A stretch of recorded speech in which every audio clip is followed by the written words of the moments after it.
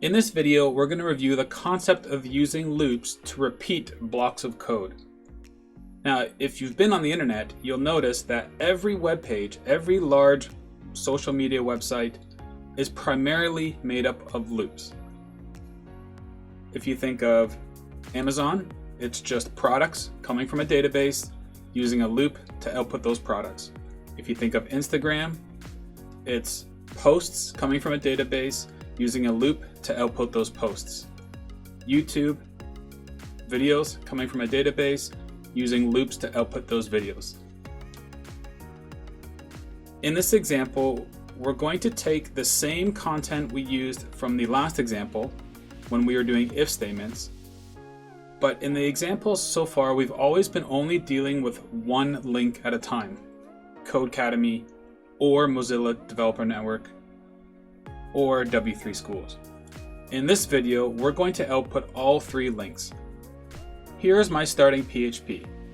This time, instead of randomly choosing a link to display, we have a large array. This is called a multidimensional array.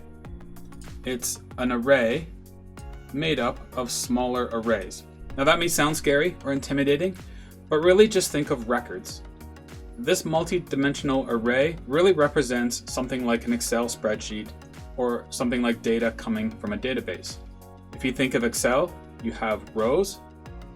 Each row is made up of data. In this example, an array is like a row, and then each item in the array is like an individual piece of data. So we want to write a loop that will loop through that array, grab essentially a record, and then output that content and then repeat. To start, let's just create a loop, get it running 3 times, and output the link titles. Before we start, this function here stands for print readable. It's a PHP function primarily used for debugging. It just takes a complex variable, like an array, and just regurgitates it onto the screen. So before we start, let's take a look at what that does.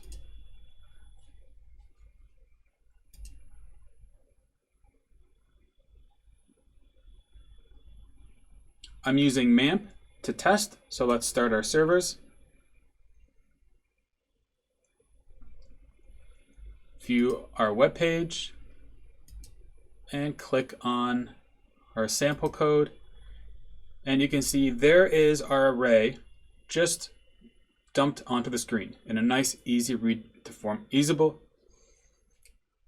So you can see there is our array just printed on the screen in a nice easy to read format. We would never want to leave this on a live web page, but for debugging purposes, this is very useful. Let's start by creating a loop and getting it to run 3 times.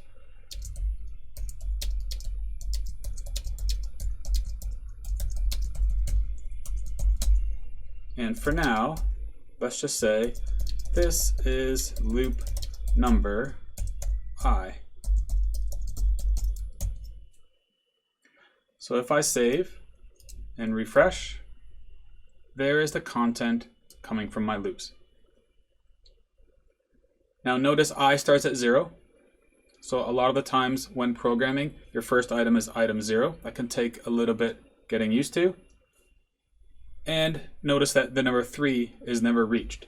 So if we look at our for statement here, it starts by creating a variable called I.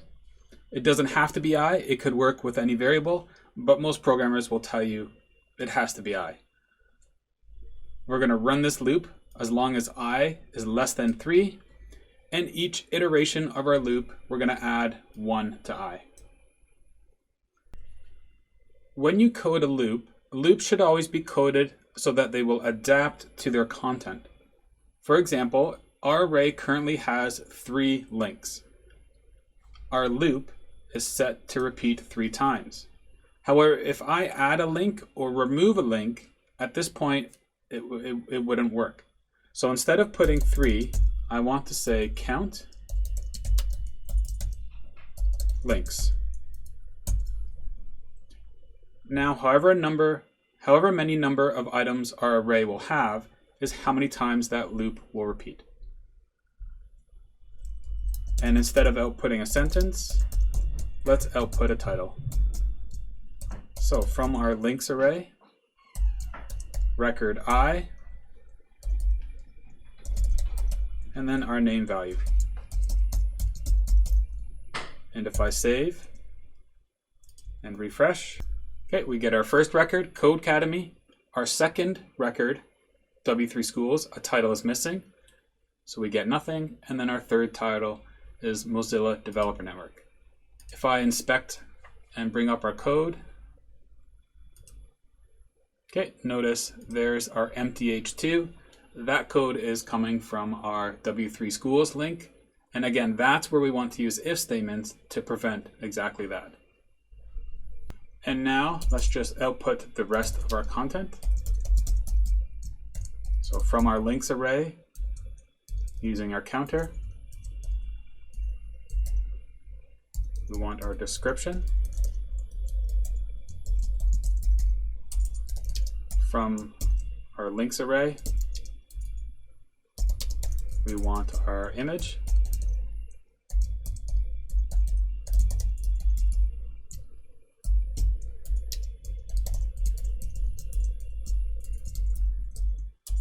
And finally, our link.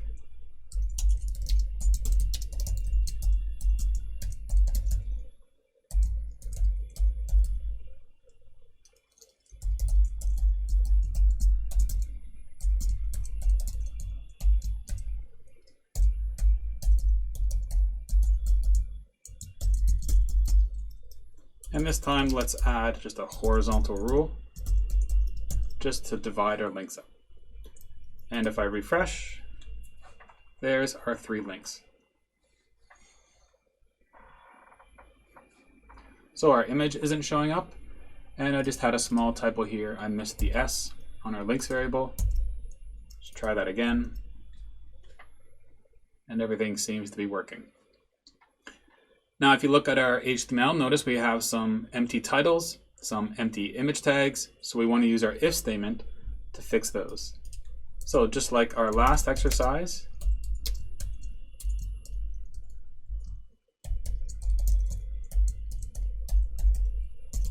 if the link name in this record is blank,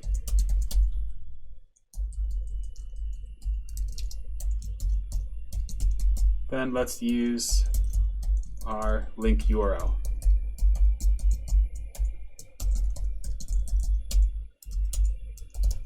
Otherwise, we can use the name.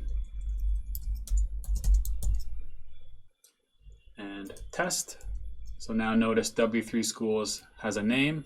Again, not a clean name, not a proper name. A nice, clean, proper title would be better, but it's better than nothing. With our link description, we want to just make sure it's not blank.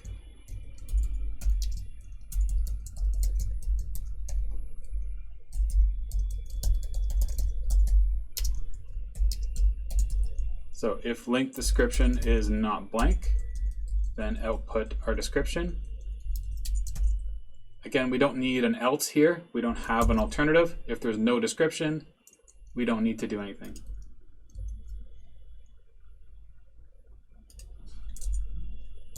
Next, if we have an image,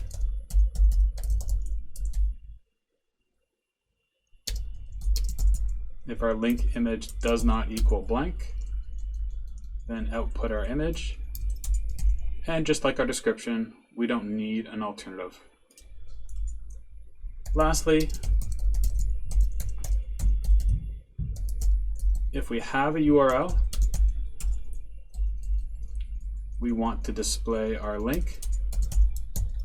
Otherwise, we don't need to display anything. Now these are links. It's a list of links. So really, everyone should have a URL. That would be probably a fair assumption. Okay, as we scroll through our content, no image for Codecademy. And notice if you look at our code, there is no blank image tag anymore. No title for W3 Schools. So we get our URL in place of our title, and Mozilla Developer Network, everything working as it should. Lastly, just like in our if statement example, we can make our link look a little nicer.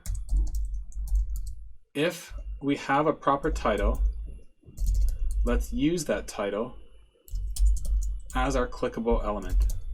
If we don't, we can use our URL.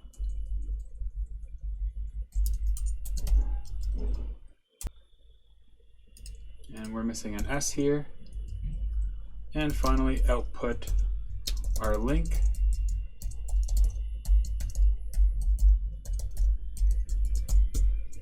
Except this time, our clickable element can be our name. Just a slightly more aesthetically pleasing result. So Codecademy uses the name as our link. W3 Schools uses our URL, and Mozilla Developer Network uses the name. And if we were done and this was going live, we could then take out our print R code.